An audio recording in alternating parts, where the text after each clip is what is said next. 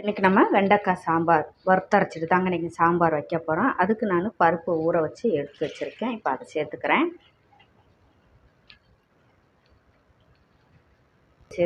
பருப்பு முங்குற அளவுக்கு இப்போ நம்ம தண்ணி சேர்த்துக்கிறேன். தண்ணி சேர்த்துட்டு அதில் 2 தக்காளி, 5-6 பல்லு பூண்டு, சின்ன வெங்காயம் நான் முழுசாக சேர்த்துக்கிறேன். அதில் நான் ஒரு பச்சை மிளகா. இதை இப்போ நம்ம ப்ரெஷர் போட்டு இதில் மஞ்சள் தூள் சேர்த்துக்கலாம். ஜீரகம் சேர்த்துக்கிறேன். கொஞ்சம் பெருங்காயத்தூள், கொஞ்சமாக அதில் நான் விளக்கெண்ணெய் சேர்த்துக்கிறேன். பெருங்காயத்தூளும் சேர்த்துருக்கேன். பருப்பு வெந்துடும் எண்ணெய் சேர்த்ததுனால. எண்ணெய் சேர்த்துனா நமக்கு குக்கருக்கு மேலே பொங்கி தட்டாது. அதுக்காகத்தான் நம்ம முக்காசு இந்த எண்ணெய் சேர்த்துக்கிறோங்க. பின்ன பருப்பு நமக்கு டக்குனு வேகமாக வெந்துடும். இப்போ இதை நம்ம விசில் போட்டு எடுத்துக்கிறலாம். ப்ரெஷர் போட்டு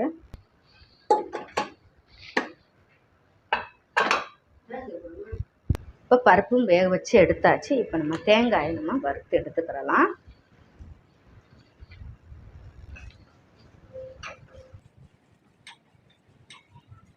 இதை இப்போ நம்ம வறுத்து எடுத்துக்கிறலாம். நல்லா வறுத்து எடுத்தாச்சுங்க. இப்போ இருக்குது 1-2 நம்ம பொடி போட்டு வறுக்கும்போது அதுவும் நம்ம வறுத்துக்கிறோம் சட்டி சூட்டில். இப்போ ஸ்டவ் ஆஃப் பண்ணிவிட்டு நம்ம பொடியை சேர்த்துக்கிறலாம். இதில் இப்போ நம்ம மல்லித்தூள் சேர்த்துக்கிறலாம்.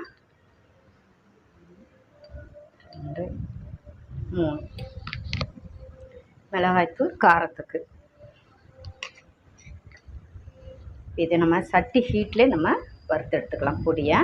இப்போ வறுத்தாச்சு. இப்போ இதை ஆறட்டும். இப்போ நம்ம இதில் தேங்காய் எண்ணெய் கொஞ்சம் சேர்த்துட்டு நம்ம வெண்டைக்காயை வதக்கி எடுத்துக்கிறலாம். நம்ம வதக்கி எடுத்துக்கிறலாம்.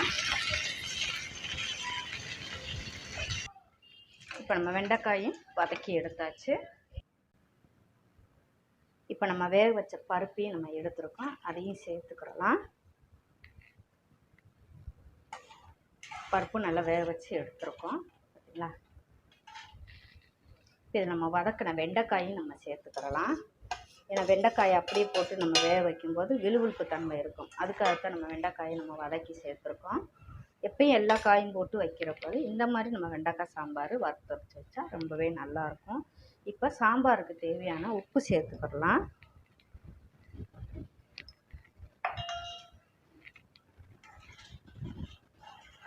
இப்போ இது நல்லா வேகட்டும். ஒரு கொதி வரட்டும். ஹை ஃப்ளேமில் வச்சுட்டு கொதிக்க விட்டுக்கலாம்.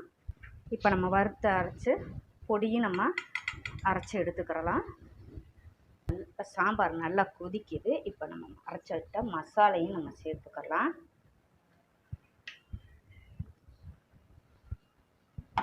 கொஞ்சம் அந்த மிக்ஸி கலந்து தண்ணியும் சேர்த்துக்கலாம். இதுக்கு ஒரு தாளிப்பு கொடுத்துக்கலாம் நம்ம. இப்போ இதில் நம்ம எண்ணெய் சேர்த்துக்கலாம். நான் தேங்காய் எண்ணெய் எடுத்திருக்கேன். சாம்பாருக்கு தேங்காய் எண்ணெயில் தாளிக்கும் போது நல்லா இருக்குங்க. எண்ணெய் சூடாயிடுச்சு. கடுகு சேர்த்துக்கலாம். கொஞ்சம் கடுகு நிறையா போட்டு தாளிங்க. சாம்பாருக்கு நல்லா எடுத்து கொடுக்குங்க. கடுகு நிறையா சேர்த்துக்குருவாங்க அந்த சைடு. கொஞ்சம் வெந்தயம் சேர்த்துக்கலாம். கடுகு வெந்தயம் வெடிக்குது. இப்போ இதில் நம்ம வெங்காயம் சேர்த்துக்கலாம் தாளிக்கிறதுக்கு. அதிலே 2 வத்தல் கிள்ளி வச்சுருக்கேன். கொஞ்சம் கருவேப்பிலை. இதை நம்ம வதக்கி எடுத்துக்கலாம். லைட்டாக பெருங்காயத்தூள் சேர்த்துக்கலாம். ஸ்டவ் ஆஃப் பண்ணிக்கலாம். கொஞ்சமாக பெருங்காயத்தூள் போட்டு தாளிக்கும் போது சாம்பார் ரொம்ப வாசனையை எடுத்து கொடுக்குங்க.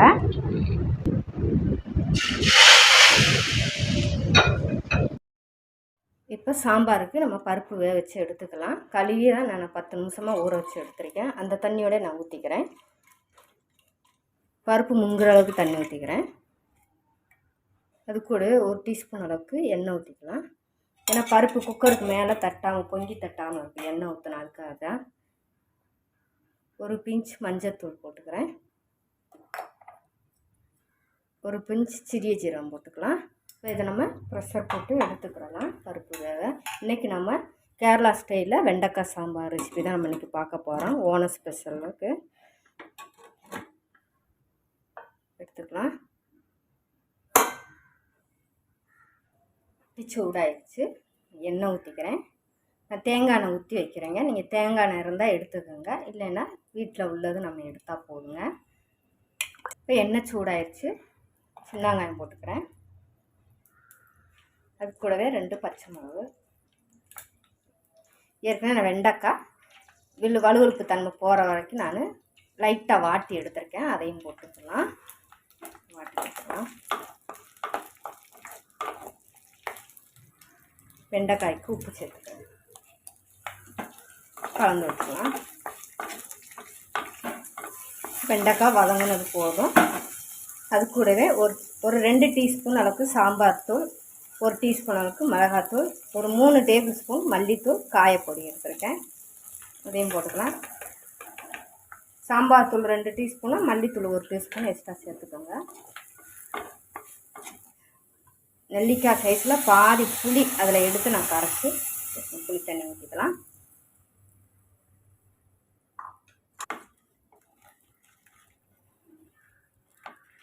நல்லா வெண்டைக்காயெல்லாம் ஓரளவுக்கு வெந்திருக்கு. நம்ம ஏற்கனவே வாட்டி வேறு எடுத்துருக்கோம். இப்போ நான் அதில் கூட வேக வச்ச சாம்பார் மசிச்சு வச்சுருக்கேன். அதையும் ஊற்றிக்கிறேன். வேக வச்ச பருப்பையும் சேர்த்துக்கலாம். அது கூட 2 தக்காளி மீடியம் சைஸில் வெட்டி வச்சது அதையும் சேர்த்துக்கலாம். இப்போ பருப்பு நம்ம புளி தண்ணி எல்லாம் ஊற்றினால உப்பு காணாது. அப்போ அது தக்கன நம்ம உப்பு போட்டுக்கலாம். இதை இப்போ மூடி போட்டு கொதிக்க வச்சு எடுத்துக்கலாம். இப்போ சாம்பார் கொதிச்சிருச்சு. இப்போ பார்த்துக்கலாம். நல்லா கொதிக்குது. இதை கலந்து கொடுத்துக்கலாங்க. இது கூட கொஞ்சமாக நான் சர்க்கரை சேர்த்துப்பேன். வெண்டைக்காய் குழம்புக்கு கொதிக்கும் போது உப்பு உரப்பு நம்ம செக் பண்ணிக்கலாம். இப்போ வெண்டைக்காய் சாம்பார் ரெடி ஆயிடுச்சுங்க. இதை தாளிச்சுக்கலாம். இப்போ சட்டி சூடாயிடுச்சு. நம்ம தேங்காய் ஊற்றிக்கிறேன். கடுகு போட்டுக்கலாம். கடுகு வெடிக்குது. அது கூட நான் கொஞ்சம் சின்ன வெங்காயம் போட்டுக்கிறேன் தாளிக்கிறதுக்கு.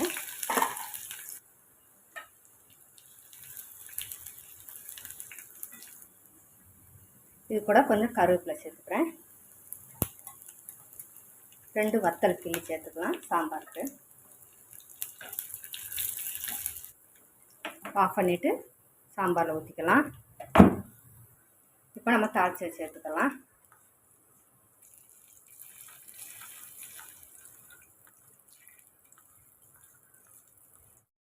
இப்போ நான் 100 பாசிப்பருப்பு எடுத்து வச்சுருக்கேங்க. இதை நம்ம கழுவி எடுத்து வேக வச்சுக்கலாங்க. 2 விசில் வச்சு எடுத்துக்கலாம். இப்போ நம்ம பருப்பும் போட்டுக்கலாங்க. நான் கழுவி எடுத்துருக்கேன். நல்லா நம்ம தண்ணி ஊற்றிக்கலாம். இப்போ கொஞ்சமாக நமக்கு சிறிய ஜீரகம் போட்டுக்கலாங்க. வெள்ளை கலரில் தாங்க நம்ம உப்பு சாம்பார் வைக்க போகிறோம். அதனால் இதுக்கு மஞ்சள் பொடியெலாம் போட தேவையில்லை. இப்போ நம்ம அடுப்பை பற்ற வச்சுக்கலாம். இப்போ மூடி போட்டு வச்சுக்கோங்க. டக்குன்னு வேலை முடிஞ்சிருங்க நமக்கு உப்பு சாம்பார். இப்போ நம்ம ப்ரெஷர் வரும். நம்ம வெயிட் போட்டுக்கலாம். ப்ரெஷர் வர தொடங்கிருச்சுங்க. வெயிட் போட்டுக்கலாம். பாசிப்பருப்புக்கு ரொம்ப நமக்கு விசில் வைக்க வேண்டாங்க. 2 விசில் வச்சா போதுங்க. இப்போ நம்ம அடுப்பு பற்ற வச்சுக்கலாங்க. எண்ணெய் ஊற்றிக்கலாங்க. இதுக்கு எந்த எண்ணெய்னாலும் நம்ம எடுத்துக்கலாங்க.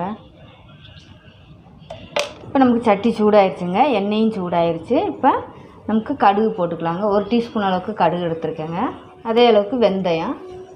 என்னம்மா அது கூடவே வெட்டி வச்ச வெங்காயத்தையும் போட்டுக்கலாங்க. வெங்காயம், பச்சை மிளகா தாங்க காரத்துக்கு. அப்போ உங்களுடைய விருப்பத்துக்கு நீங்கள் காரம் சேர்த்துக்குங்க. அது கூட 2 வத்தலையும் சேர்த்துக்கலாங்க. வத்தல் கிள்ளி போட்டுக்கலாம். இதே நமக்கு 2 தக்காளியும் சேர்த்துக்கலாங்க. நான் தக்காளியும் இப்போ நம்ம தக்காளி வாங்குறதுக்காக கொஞ்சமாக நம்ம உப்பு சேர்த்துக்கலாம். டீஸ்பூன் அளவுக்கு கல் உப்பு போட்டிருக்கேங்க. அப்போ நமக்கு உப்பு போடும்போது தக்காளி வேகமாக வதங்கிடும். அதுக்காகத்தான் நான் உப்பு போட்டது. மசிச்சு கூட நம்ம வதக்கிக்கலாங்க. இந்த வதக்கல் போதும். இப்போதைக்கு நம்ம பருப்பு கொதிக்கும் போது தக்காளி வெந்துக்குறோங்க. அதனால் நம்ம பருப்பை ஊற்றிக்கலாம். இப்போ வேக வச்ச பருப்பையும் ஊற்றிக்கலாங்க. நான் 100 பருப்பு எடுத்துருக்கேங்க. நீங்கள் 50 பருப்பில் வைக்கணுனாலும் வைக்கலாங்க. முடிஞ்ச அளவுக்கு இந்த சாம்பார் தண்ணியாக வைங்க. அப்போ தாங்க டேஸ்ட்டு உப்பு சாம்பார்.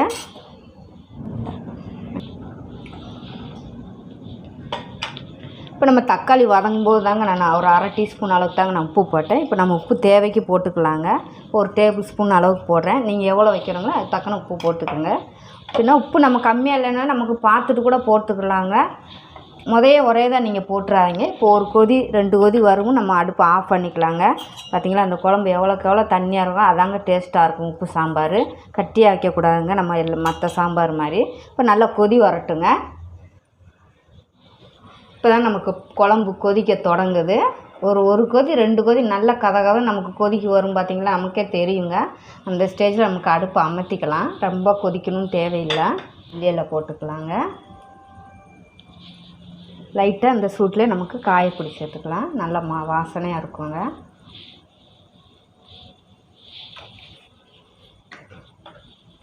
இப்போ நமக்கு சூப்பராக ஒரு அருமையான உப்பு பருப்பு சாம்பார் ரெடி ஆயிடுச்சுங்க. இப்போ துவரம் பருப்பு எடுத்துருக்கேன். இது இப்போ ஒரு பவுலில் சேர்த்துக்கோங்க. சேர்த்துட்டு இது இப்போ நம்ம கழுவி எடுத்துக்கிறலாம். இப்போ கழுவி எடுத்துட்டேன். இப்போ இதில் நம்ம தண்ணி சேர்த்து ஒரு 10 நிமிஷம் நம்ம ஊற வச்சு எடுத்துக்கிறலாம். இது கூட கொஞ்சமாக நம்ம புளி எடுத்து நனைய போட்டு எடுத்துக்கலாம் சாம்பாருக்கு. இப்போ பருப்பு நனைய போட்டு 10 நிமிஷம் ஆயிடுச்சு. இப்போ நம்ம ஒரு குக்கரில் எடுத்து நம்ம வேக வச்சு எடுத்துக்கிறலாம். குக்கரில் சேர்த்துட்டு இப்போ பருப்பு முங்குற அளவுக்கு நம்ம தண்ணி சேர்த்துக்கோங்க. இது கூட நம்ம ப்ரெஷர் போட்டு 2 விசில் விட்டு நம்ம எடுத்துக்கலாம். பருப்பு 2 விசில் வச்சு எடுத்தாச்சு. இப்போ சாம்பாருக்கு உண்டான காயெல்லாம் நான் நறுக்கி எடுத்து வச்சுருக்கேன். அதுவும் எடுத்துக்கிறலாம். பருப்பு நல்லாவே வெந்திருக்கு. இப்போ ஒரு மண்பாத்திரம் எடுத்திருக்கேன். இப்போ அதில் நம்ம சாம்பாருக்கு கட் பண்ண காயெல்லாம் நம்ம சேர்த்துக்கலாம். வெள்ளை பூசணி கட் பண்ணி எடுத்திருக்கேன், அதையும் சேர்த்துக்கோங்க. ஒரு 2 பச்சை மிளகாய் கட் பண்ணி எடுத்திருக்கேன், அதையும் சேர்த்துக்கலாம். சேர்த்துட்டு அது கூட 5-6 சின்ன வெங்காயம் சேர்த்துக்கோங்க. சேர்த்துட்டு அது கூட 2 தக்காளி கட் பண்ணி எடுத்திருக்கேன், அதையும் நம்ம சேர்த்துக்கலாம். சேர்த்துட்டு இப்போ காய் முங்குற அளவுக்கு நம்ம தண்ணி சேர்த்துக்கலாம். வெண்டைக்காயை நம்ம கடைசியில் நம்ம லாஸ்ட்டில் வதக்கிட்டு சேர்த்துக்கலாம். இது கூட காய் முங்குற அளவுக்கு நம்ம தண்ணி சேர்த்து வேக வச்சு எடுத்துக்கலாம். சேர்த்துட்டு இது கூட ஒரு 1/4 டீஸ்பூன் அளவுக்கு மஞ்சள் பொடி சேர்த்துக்கோங்க. கொஞ்சம் பெருங்காயப்பொடி, காய்க்கு தேவையான உப்பு சேர்த்து இப்போ நம்ம வேக விட்டு எடுத்துக்கலாம். அடுப்பில் ஏற்றி இப்போ மூடி போட்டு நல்லா ஹை ஃப்ளேமில் வச்சுட்டு ஒரு 10 நிமிஷம் நம்ம வேக விட்டு எடுத்துக்கலாம். காயை இடையில நம்ம திறந்து பார்த்து கிண்டி கொடுத்துக்கிறணுங்க. காயுமே நல்லா ஓரளவுக்கு நமக்கு வெந்துருச்சு. ஃபேன் வச்சுருக்கேன். இப்போ இதில் நம்ம ஸ்டவ் ஆன் பண்ணிக்கலாம். சூடான ஒரு டீஸ்பூன் அளவுக்கு எண்ணெய் சேர்த்துக்கோங்க. எண்ணெய் காஞ்சதும் கொஞ்சமாக அதில் நம்ம வெண்டைக்காய் எடுத்து வச்சோம் பார்த்திங்களா, அதையும் சேர்த்து நம்ம விழுவிழுப்பு தன்மை போகிற வரைக்கும் வதக்கி எடுத்துக்கோங்க. கொஞ்சமாக நம்ம உப்பு போட்டுக்கலாம். வெண்டைக்காய்க்கு உப்பு போட்டுட்டு இப்போ நம்ம வதக்கி எடுத்தாச்சுங்க வெண்டைக்காயை. இப்போ நம்ம வதக்கி எடுத்த வெண்டைக்காயை இப்போ நம்ம சாம்பாரில் சேர்த்துக்கலாம். காயுமே நமக்கு நல்லா அப்போ தான் நல்லா வெந்திருக்கு. இப்போ இதில் நம்ம வதக்கி வச்ச வெண்டைக்காயும் நம்ம சேர்த்துக்கலாம். வெண்டைக்காயும் சேர்த்து கலந்து விட்டு இது கூட நம்ம வேக வச்ச பருப்பையும் சேர்த்து கலந்து விட்டுக்குங்க. நல்லா பருப்பும் சேர்த்துட்டு இப்போ நம்ம ஹை ஃப்ளேமில் வச்சுட்டு நல்லா கொதிக்க விட்டுக்கலாம். இப்போ பாத்திரம் சூடானது. இப்போ இதில் நம்ம எண்ணெய் சேர்த்துக்கலாம். மல்லிப்பொடி, சாம்பார் பொடி, மஞ்சள் பொடி, காரத்துக்கு மிளகாய் பொடி, இது லைட்டாக லோ ஃப்ளேம்லேயே வச்சுட்டு நம்ம இதை நம்ம வதக்கி விட்டுக்கலாம். இது கூட கொஞ்சம் பெருங்காயத்தூளும் சேர்த்துக்கோங்க. பொடியை நல்லா நம்ம கருகிராமல் நல்லா வதக்கி எடுத்தாச்சு. பொடி இப்போ நம்ம நல்லா வதக்கி எடுத்தாச்சுங்க. இப்போ இதை நம்ம சாம்பாரில் சேர்த்துக்கலாம். கிண்டி கொடுத்துக்குங்க. நல்லாவே சாம்பார் நமக்கு அருமையான சாம்பார் இப்போ ரெடி ஆயிடுச்சுங்க. இப்போ நம்மளுடைய தாளிப்பு ரெடி ஆயிடுச்சு. இப்போ சாம்பாரில் சேர்த்துக்கலாம். அவ்வளோதாங்க, அருமையான சாம்பார் ரெடி ஆயிடுச்சு. இப்போ இந்த கிளாஸுக்கு நான் 1/2 கிளாஸ் துவரம்பருப்பு, 1/2 கிளாஸ் பாசிப்பருப்பு எடுத்துருக்கேங்க. 10 நிமிஷம் பருப்பு ஊற வச்ச தண்ணியோடய நம்ம சேர்த்துக்கலாம். பருப்பு முங்குற அளவுக்கு தண்ணி சேர்த்துக்கோங்க. 1/4 டீஸ்பூன் ஜீரகம், 1/4 டீஸ்பூன் கம்மியாக மஞ்சள் தூள். இப்போ ஸ்டவ் ஆன் பண்ணி ப்ரெஷர் போட்டு விசில் விட்டு எடுத்துக்கலாம். 2 விசில் ஹை ஃப்ளேம்லும் சிம்லையும் போட்டு எடுத்துக்கலாம். இப்போ ப்ரெஷர் எல்லாம் போயிடுச்சு. இப்போ நம்ம குக்கரை எடுத்துக்கலாம். இப்போ பருப்பு நல்லா வெந்திருக்கு. ஒரு புளிக்கரண்டி எதனாலும் இருந்தால் இப்படி லைட்டாக மசிச்சு விட்டுக்கோங்க.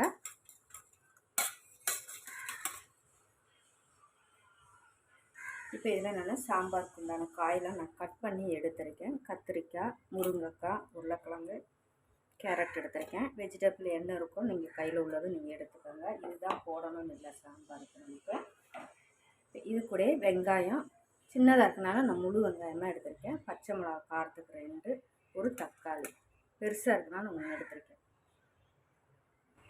இது கூட ஒரு 2 ஸ்பூன் அளவுக்கு டிஃபன் சாம்பார் பொடி சேர்த்துக்கோங்க. இதோட வீடியோ போட்டிருக்கேன், போய் பாருங்கள். காரத்துக்கு 1 டீஸ்பூன் மிளகாத்தூள், ஏற்கனவே பருப்பு வேகும்போது நான் போட்டிருக்கேன். இப்போ ஒரு 1/4 டீஸ்பூன் மஞ்சள் தூள். காய்க்கு தேவையான உப்பு. இப்போ காய்க்கு தேவையான தண்ணி சேர்த்துக்கோங்க. சேர்த்துட்டு கலந்து விட்டுக்கலாம்.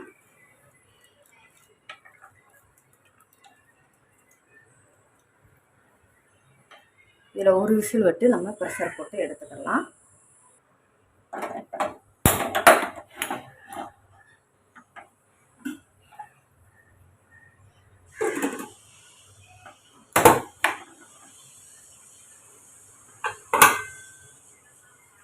இப்போ ப்ரெஷர் போயிடுச்சு.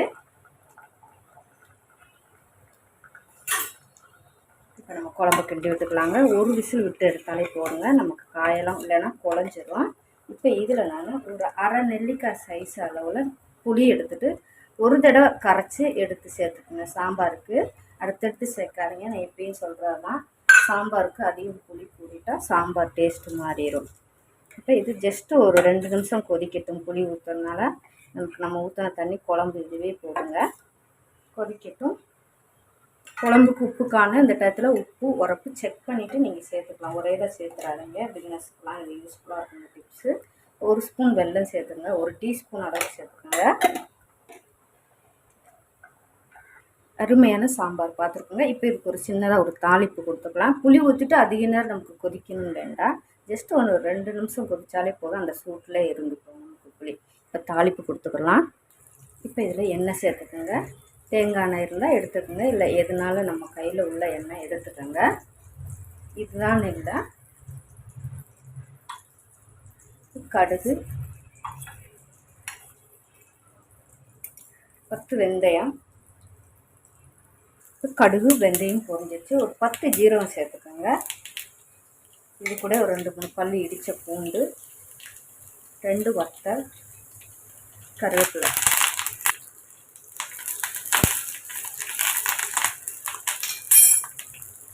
இதில் கொஞ்சம் பெருங்காயம் சேர்த்துக்கோங்க.